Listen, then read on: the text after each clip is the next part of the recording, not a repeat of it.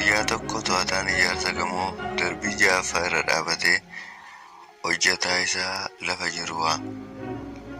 Sababa sagalee shokoksaa ijaarsa sana keessaa dhaga'amuuf hojjetichi waamicha to'ataa isaa hin dhageenye.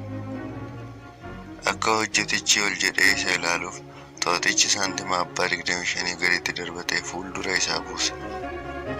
Hojjetichi saantima fuuldura isaatti bu'e fuudhee giiphii isaa keessa kaawwatee hojii isaatti fufe. Ammas to'ataan sun hojjetichi akka ol jedhee isa ilaalu waan barbaadeef qarshii abbaa nootii 200 gaditti darbate.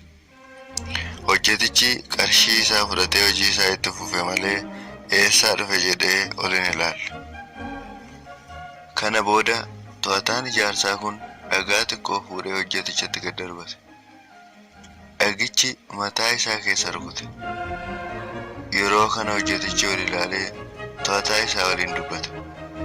Seenaan kun hariiroo namaaf Waaqayyo gidduu fakkaata.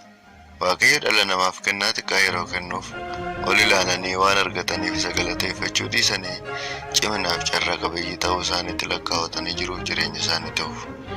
Gaafa wanti guddaan kennameefis Waaqayyo isa jiraachuu isaanii eeyyameef, isa waan gaarii kenneef, isaamina baay'ee isaan oolchee waan gaarii akka argatan isaan gargaareef galata gumaachuu dhiisanii waliin dubbachuu dagatanii waan isaaniif ta'e hundumaa ciminaaf carraa ofiitti lakkaa'atanii jiruuf jireenya isaanii itti fufu. Kana booda rakkinni gaafa dhufu ol ilaalu.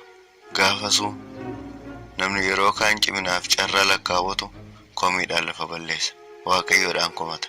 Kan yeroo gaarii fi mijataa hin yaadanne, kan yeroo sana ol ilaalee isa dhaga'u irraa of dhaga'uu filate, gaafa rakkinaa isa komachuu irra isa yeroo darbeef dhiifama gaafatee hariiroo Waaqayyo waliin qaban galataan itti fufsiisuu qaba. Namni kamiyyuu kan jiraatu eeyyamameefiiti malee ciminaaf jabina isaan miti. Yeroo hundumaa isa jiraachuu nuuf eeyyame ofirratti haa yaadannu. Wanti nuuf ta'e galata ol akka ilaallu nu haa taasisu. Ol ilaaluuf dhagaan mataa nu rukutuu hin qabu.